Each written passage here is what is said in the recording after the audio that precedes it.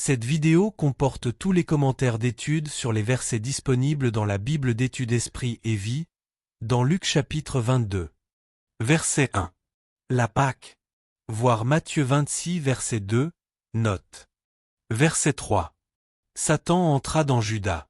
L'histoire tragique de Judas qui, pendant un temps, vécut dans une communion intime avec Jésus, Psaume 41 verset 10. Voir Jean 13 verset 18, mais qui, ensuite, abandonna son Seigneur en le trahissant, voir Jean 6 verset 64, note, sert d'avertissement à tous ceux qui suivent Christ. Pendant notre vie sur terre, nous risquons toujours de nous refroidir dans notre amour pour le Seigneur, permettant ainsi à Satan de nous conduire progressivement vers des compromis avec le monde, puis finalement de trahir le Seigneur et sa cause. Verset 18. Le repas du Seigneur. Voir 1 Corinthiens 11 versets 24 à 25, note. Verset 18. Le fruit de la vigne. Ce que Jésus et ses disciples ont bu, lors du repas de la Pâque, est appelé la coupe ou la coupe de bénédiction, chapitre 22 verset 17, Matthieu 26 verset 27, Marc 14 verset 23, 1 Corinthiens 10 verset 16, 11 verset 25, et le fruit de la vigne, chapitre 22 verset 18, Matthieu 26 verset 29, Marc 14 verset 25. Verset 20. La nouvelle alliance en mon sang.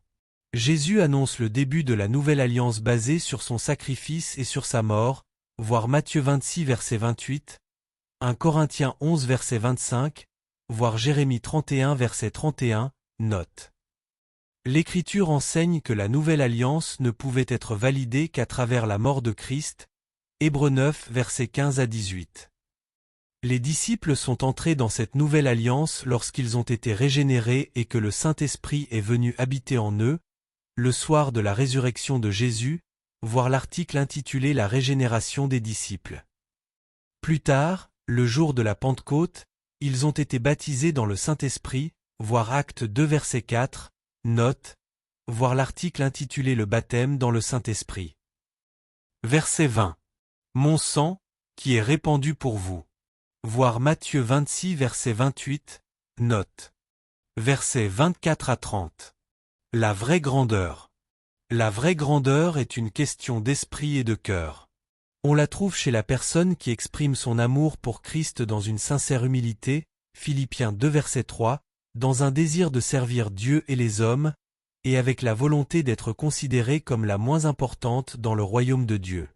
Premièrement, nous devons comprendre que la grandeur n'est pas une question de position, de fonction, de poste de direction, de pouvoir, d'influence, de diplôme, de réputation, de compétences, de grands exploits ou de réussite. Ce n'est pas tant ce que nous faisons pour Dieu que ce que nous sommes, en esprit et devant lui, qui compte, versets 25 à 27, Matthieu 18 versets 3 à 4, 20 versets 25 à 28. Deuxièmement, la vraie grandeur exige que nous devenions grands dans les bons domaines. Nous devons apprendre à devenir grands dans la foi, dans l'humilité, dans la conformité à l'image de Christ, dans la sagesse, dans la maîtrise de soi, dans la patience et dans l'amour, Galates 5 versets 22 à 23. En un mot, il s'agit d'être grand comme Christ qui a aimé la justice et haï l'iniquité, Hébreux 1 verset 9. Troisièmement, la vraie grandeur est une question d'amour sincère et d'engagement envers Dieu. Elle exige la consécration et la fidélité, quel que soit l'endroit où Dieu choisisse de nous placer. Par conséquent, aux yeux de Dieu, les plus grands dans son royaume sont ceux qui l'aiment le plus et ceux qui sont le plus engagés envers la parole qu'il nous a révélée, chapitre 21 verset 3, Romains 12 versets 1 à 2. Quatrièmement, la consécration améliorera votre efficacité dans l'œuvre de Dieu, mais uniquement dans le domaine où Dieu vous a placé et dans le contexte des dons qu'il vous a donnés, Romains 12 versets 3 à 8, 1 Corinthiens chapitre 12. Verset 27. Celui qui sert. À propos de ceux qui sont appelés à diriger au sein de l'Église, 1 Timothée 3 versets 1 à 7, Christ dit qu'ils doivent conduire en étant d'abord des serviteurs qui aident les autres à accomplir la volonté de Dieu dans leur vie. Ils ne doivent jamais utiliser à mauvais escient ou trahir leur position en recherchant la célébrité, le pouvoir, la richesse ou un privilège particulier. Verset 28. Vous êtes ceux qui avaient persévéré avec moi. Jésus exprime sa reconnaissance envers les disciples pour leur fidélité tout au long de son ministère et au sein des circonstances difficiles qu'ils avaient rencontrées.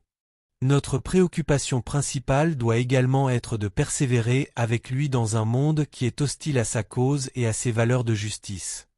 Verset 29. Je dispose du royaume en votre faveur. Jésus offre à ses fidèles disciples un royaume qu'il a lui-même établi, verset 30. Durant cet âge, les disciples ne doivent pas espérer en une gloire et une puissance terrestre. Versets 31 à 32. Satan, pour vous cribler comme le froment. La déclaration de Jésus à propos de Pierre révèle deux vérités importantes. Premièrement, Dieu laisse Satan nous tenter, mais dans certaines limites et avec sa permission, voir Job 1 verset 10 et verset 12, note. Le diable n'a pas la liberté de faire ce qu'il veut avec le peuple de Dieu. Deuxièmement, Jésus prie que la foi de son peuple ne défaille pas. Parce qu'il est notre intercesseur céleste, il prie pour tous ceux qui s'approchent de Dieu par lui, étant toujours vivants pour intercéder en leur faveur. Hébreux 7 verset 25. Dieu est fidèle et il nous offre un moyen d'échapper à la tentation. 1 Corinthiens 10 verset 13. Cependant, l'exaucement des prières de Jésus est soumis à certaines conditions. Si le croyant rejette la grâce de Dieu, l'intercession de Jésus en sa faveur est sans effet, voir chapitre 19 verset 41, note. Verset 36. Que celui qui n'a point d'épée, achète. On peut penser que Jésus se montre ici quelque peu ironique quand il dit à ses disciples d'acheter une épée. Il ne faut pas oublier que jusqu'à présent, il les a mis au défi de marcher sur le chemin de la croix plutôt que d'emprunter celui du monde.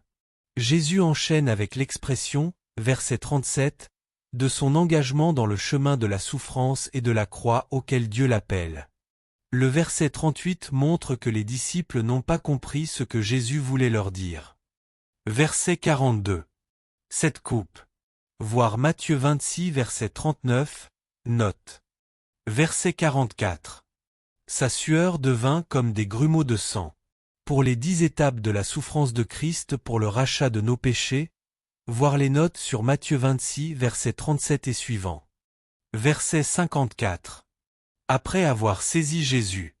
Sur l'ordre des événements qui se déroulent depuis l'arrestation de Christ jusqu'à sa crucifixion, voir Matthieu 26 verset 57, note. Verset 62. Il pleura amèrement. Pierre a renié le Seigneur par faiblesse, et non par méchanceté, car il n'a jamais cessé d'aimer son Maître et de croire en lui. Pierre était spirituellement faible et incapable de résister à une aussi grande tentation pour la simple raison qu'à l'instar des autres disciples, il n'avait pas encore reçu le Saint-Esprit et sa grâce régénératrice dans le sens le plus parfait de la nouvelle alliance. Ce n'est que le jour de la résurrection qu'ils reçurent la présence intérieure du Saint-Esprit, voir Marc 14 verset 50, note, voir l'article intitulé La régénération des disciples. Verset 63. Les hommes se moquaient de lui et le frappaient. Voir Matthieu 26 verset 67, note.